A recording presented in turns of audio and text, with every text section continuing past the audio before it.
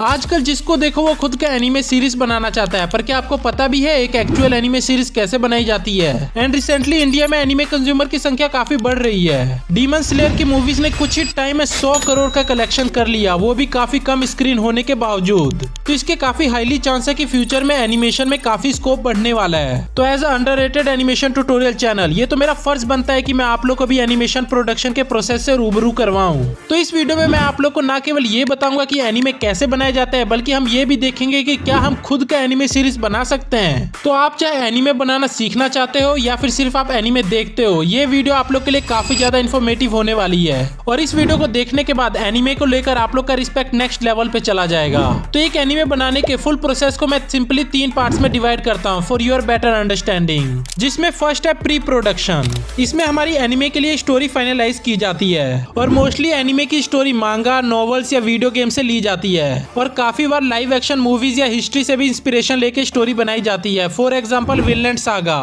फिर राइटर अपनी स्टोरी को प्रोड्यूसर के पास लेके जाता है और किसी भी एनिमे का प्रोड्यूसर एक इंडिविजुअल बंदा नहीं होता है, बल्कि वो एक प्रोडक्शन कमेटी होती है और इस कमेटी में काफी सारी कंपनीज हो सकती हैं, लाइक कुछ sponsorship companies and TV channel and OTT platform जहाँ पे एनिमे रिलीज होने वाला है। और इसके अलावा एनिमेशन स्टूडियो भी खुद के पैसे लगा सकते हैं and toys and merchandise company भी इसमें इन्वेस्ट करती है। और ऐसा सिर्फ एनिमे इंडस्ट्री में ही नहीं होता, बल्कि बॉलीवुड में भी होता है। और देखा जाए तो जिस अकॉर्डिंग इंडिया में एनिमे व्यूवरशिप बढ़ रही है, हो सकता है कि प्रोड्यूसर इधर भी एनिमे में पैसा लगाने लग जाएं। और कोई भी इंडस्ट्री एक सिंपल लॉजिक पे चलती है। सबसे पहले एक सीरीज का प्रोडक्शन होता है, फिर उसका डिस्ट्रीब्यूशन होता है और फिर उसका कंजप्शन होता है। और जितना ज्यादा कंजप्शन होगा उतने ही ज्यादा पैसे आएंगे और जितने ज्यादा पैसे आएंगे उतना ज्यादा प्रोडक्शन होगा। मतलब ये सभी चीजें डिपेंड करती है कंजप्शन के ऊपर। और इंडिया में एनिमे कंजप्शन काफी स्पीड में बढ़ रहा है, बाकी आप खुद समझदार हो। तो चलो फिर से आते हैं अपने टॉपिक पे। तो प्री प्रोडक्शन में स्क्रिप्टिंग एंड बजट को फाइनलाइज किया जाता है। अब बारी आती है इन प्रोडक्शन की, जिसमें स्टोरी को एनिमेट किया जाता है, जिसके लिए अपनी स्टोरी एंड बजट को हम एनिमेशन स्टूडियो को पिच करते हैं। और मोस्टली एनिमेशन स्टूडियो मांगा वाले स्टोरीज को ही एनिमेट करना पसंद करते हैं, बिकॉज इसमें story boarding, layout and character design पहले से ही मिल जाता है, जिससे प्रोडक्शन काफी फास्ट हो जाती है। और एनिमेशन स्टूडियो को प्रोजेक्ट एंड बजट के साथ एक और चीज दी जाती है, जो होता है डेडलाइन। जुजुत्सु काइजन के सेकंड सीजन बनाने के लिए ओनली 1 से 1.5 साल ही मिला था मापा वालों को, और इतने ही टाइम में उनको टोटल 23 एपिसोड प्रोड्यूस करने थे। और अगर आप लोग को ये टाइम कम नहीं लग रहा है तो चलो अब मैं आप लोग को बताता हूँ एनिमेशन मेकिंग का फुल प्रोसेस। तो एनिमेशन प्रोडक्शन में सबसे पहला काम होता है डायरेक्टर का। ये डायरेक्टर पूरे एनिमे का एक विजनरी होता है। ये डिसाइड करता है कि एक मांगा या स्टोरी को किस तरीके से एनिमे में अडेप्ट करना है। एक तरीके का ये एनिमे का कैप्टन ऑफ द शिप होता है, जिसके अकॉर्डिंग ही पूरे एनिमे के सीन्स को डिसाइड किया जाता है। उसके बाद सेकंड आता है एपिसोड डायरेक्टर। ये हर एक एनिमे का अपना एक डायरेक्टर होता है। ये लोग देखते हैं कि एपिसोड के अंदर का सीन्स का फ्लो,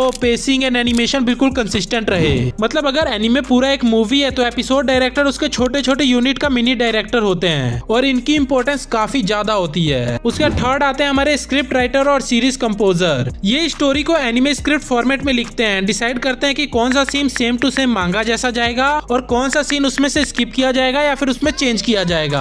लाइक मांगा में काफी ब्रूटल सीन्स को दिखाया जाता है, बट हम एनिमे में उतने ब्रूटल सीन को नहीं दिखा सकते हैं, इसलिए उनको काफी सेंसर्ड कर दिया जाता है। इसीलिए लोग मांगा को देखना ज्यादा पसंद करते हैं। उसके बाद आते हैं हमारे स्टोरी बोर्डिंग आर्टिस्ट। तो जो स्टोरी मांगा बेस्ड नहीं होती है एंड उसमें खुद से स्टोरी बोर्ड बनाना पड़ता है, उसमें स्टोरी बोर्डिंग आर्टिस्ट का काफी इंपॉर्टेंट रोल होता है। यही लोग हर एक सीन को विजुअल मैप में बनाते हैं, मतलब सीन कैसा दिखेगा, कैमरा एंगल कैसा रहेगा एंड एक्शन कहां से स्टार्ट होगा। और स्टोरी बोर्डिंग एक तरीके का रफ कॉमिक जैसा होता है, जो एपिसोड का एक ब्लूप्रिंट होता है, जिसके अकॉर्डिंग ये एनिमेशन किया जाता है। उसके बाद फिफ्थ आते हैं हमारे की एनिमेटर्स। ये लोग स्टूडियो के सबसे एक्सपीरियंस्ड आर्टिस्ट होते हैं। इनका मेन काम इंपॉर्टेंट पोजेस मतलब की फ्रेम बनाने का ही होता है, जैसे एक पंच का starting position and last position. ये लोग ही एनिमे को इम्पैक्टफुल बनाते हैं, इसलिए इनका इंपॉर्टेंस तो सबसे ज्यादा माना जाता है। फिर उसके बाद आते हैं हमारे इन बिटवीन एनिमेटर। ये लोग उन की फ्रेम्स के बीच में ढेर सारे स्मॉल फ्रेम्स को ड्रॉ करते हैं, जिसके करके ही हमारा एनिमेशन ज्यादा स्मूथ लगता है। और अगर एनिमे के प्रोडक्शन को फास्ट करना होता है तो स्टूडियो फ्रीलांस एनिमेटर्स को हायर कर लेते हैं और उनको बस ये इन बिटवीन फ्रेम ड्रॉ करने का काम देते हैं, जिससे कोई भी आर्टिस्ट हो, कहीं का भी आर्टिस्ट हो, हमारी कैरेक्टर कंसिस्टेंसी खराब नहीं होती है। और उसके बाद नेक्स्ट आते हैं हमारे बैकग्राउंड आर्टिस्ट। पूरे एनिमे को एक वर्ल्ड की तरह दिखाने की जिम्मेवारी बैकग्राउंड आर्टिस्ट की होती है। आप जो एनिमे में इतने सुंदर सुंदर सिटीज, फॉरेस्ट, बैकग्राउंड्स को देखते हो, ये सारे एक बैकग्राउंड आर्टिस्ट ही बनाता है। और आप लोग को भी पता है कि एनिमे के बैकग्राउंड्स कितने ज्यादा अच्छे लगते हैं एंड हाई डिटेलिंग होते हैं, तो इनके लिए तो सच में एक मैड रिस्पेक्ट है भाई। उसके बाद नेक्स्ट आते हैं हमारे colour designer and digital paint artist. ये लोग कैरेक्टर एंड सीन्स में कलर फील करते हैं। ये लोग ही डिसाइड करते करते हैं कि एनिमे का विजुअल टोन कैसा होगा, ये काफी ज्यादा ब्राइट एंड लाइट होगा या फिर काफी ज्यादा डार्क होगा। तो इसी के साथ हमारा इन प्रोडक्शन का काम कंप्लीट हो जाता है, बट अभी भी फाइनल टचेस देना बाकी है, जो हम देते हैं पोस्ट प्रोडक्शन में। तो पोस्ट प्रोडक्शन का मेन काम होता है कंपोजिटिंग। ये लोग सब अलग अलग लेयर जैसे कि कैरेक्टर्स, बैकग्राउंड एंड इफेक्ट को एक साथ मिला के एक फाइनल सीन को तैयार करते हैं। मतलब आप लोग जो स्क्रीन पे सीन्स देखते हो उसको मस्त से मास्टरपीस बनाने का काम इन्हीं का होता है। उसके बाद नेक्स्ट प्रोसेस होता है साउंड डिजाइनिंग का, जिसमें background music and sound effects वगैरह को ऐड किया जाता है एंड सीन्स के अकॉर्डिंग सिंक किया जाता है, और यही चीज हमारे सीन्स को ज्यादा नेचुरल बनाती है। उसके बाद मेन काम आता है हमारे वॉइस एक्टर्स का, जो कैरेक्टर्स को अपनी आवाज देते हैं, और जापानीज एनिमे में ये लोग लिटरली एक सेलिब्रिटी होते हैं। बाकी आप लोग को तो पता ही है एक एनिमे सीरीज में कितने सारे कैरेक्टर्स होते हैं, तो इतने सारे वॉइस आर्टिस्ट के आवाज को साथ में सिंक करना भी काफी बड़ा टास्क होता है। बाकी यहाँ पे वॉइस ओवर करते करते मेरी भी हालत खराब हो चुकी है, तो अगर आप लोग को ये वीडियो अच्छी लग रही है तो लाइक कर देना। तो यहाँ पे आप लोग देख सकते हो कितना लंबा प्रोसेस फॉलो करना पड़ता है एक एनिमे बनाने के लिए। तो पोस्ट प्रोडक्शन कंप्लीट करने के बाद अब बारी आती है डिस्ट्रीब्यूशन एंड मार्केटिंग की, जो कि कुछ सालों पहले तक इंडिया में बिल्कुल भी नहीं था। बट वहीं आज नेटफ्लिक्स हो या क्रंची रोल हो या फिर डिज्नी प्लस हॉटस्टार हो, सभी एनिमे के राइट्स खरीदना चाहते हैं। तो वो दिन दूर नहीं जिस दिन इंडिया में भी एनिमे क्वालिटी का कोई सीरीज बनेगी। बट अब यहाँ पे आता है हमारा सबसे बड़ा सवाल, क्या हम लोग खुद का एनिमे सीरीज बना सकते हैं? तो देखो ये सारे स्टेप्स देख के आपको ये तो पता लग गया होगा कि एनिमे बनाना कोई बच्चों का खेल नहीं है। जुजुत्सु काइसन के एक एपिसोड बनाने में $1,60,000 लगते थे। तो इससे आप ये अंदाजा लगा सकते हो कि एक एनिमे बनाने में कितने ज्यादा पैसे लगते हैं। पर अगर आप ये सोचते हो कि आप अकेले ही एक एनिमे सीरीज बना लोगे, तो देखो ये पॉसिबल तो है, बट इसमें काफी ज्यादा टाइम लगने वाला है। आरजी बकेट लिस्ट को एक 20 सेकंड का एनिमेशन बनाने में 1 साल का टाइम लग जाता है। तो इससे आप ये एस्टिमेशन लगा सकते हो कि आप लोग को एक एनिमे सीरीज बनाने में कितना ज्यादा टाइम लगने वाला है। तो देखो यार, डार्क रियलिटी तो यही है कि एनिमे बनाना एक अकेले बंदे की बस की बात नहीं है, और हर एक बंदा आरजी बकेट लिस्ट नहीं होता है। आरजी बकेट लिस्ट जैसा अगर आप लोग को एनिमेशन बनाना है तो उसके लिए आप लोग को डेडिकेशन भी चाहिए होगा, और आज के टाइम पे डेडिकेशन पैसे से ही आता है। और देखो मैं ये बिल्कुल भी नहीं चाहता कि जब भी इंडिया में एनिमेशन प्रोडक्शन का काम स्टार्ट हो तो इंडिया में एनिमेटर्स की कमी हो और इंडिया दूसरे कंट्रीज के एनिमेटर्स को हायर करे। सो प्लीज आप लोग एनिमेशन सीखने के ऊपर फोकस करो एंड बिल्कुल डेडिकेशन के साथ एनिमेशन सीखो। और इस चैनल पे भी आप लोग को एनिमे मेकिंग ट्यूटोरियल्स काफी ज्यादा मिलने वाले हैं, तो आप लोग चाहो तो इस चैनल को सब्सक्राइब कर सकते हो। नो मैटर आप लोग के पास कौन सा डिवाइस है, फोन है, लैपटॉप है या पीसी है, आप किसी भी चीज पे एनिमेशन कर सकते हो। मेरे काफी दोस्त एनिमे क्वालिटी की वीडियोस को फोन पे भी बना लेते हैं। बट अगर आप लोग को फोन पे फिंगर से ड्रॉ करने में प्रॉब्लम आती है तो आप लोग 300-400 वाला कोई स्टाइलस ले सकते हो। डिस्क्रिप्शन में मैंने कुछ बेस्ट स्टाइलस को टैग कर दिया है। सो अब एक्सक्यूजेस देना बंद करो एंड फुल फोकस के साथ एनिमेशन सीखने के ऊपर फोकस करो। एंड मैं भी इस चैनल पे काफी अच्छे ट्यूटोरियल्स अपलोड करने वाला हूँ, एंड मैं भी आप लोग को फुल सपोर्ट करने वाला हूँ, एंड इस चैनल पे काफी अच्छे ट्यूटोरियल्स अपलोड करने वाला हूँ। सो अब टाइम आ चुका है अपने एनिमेशन कम्युनिटी को ग्रो करने का।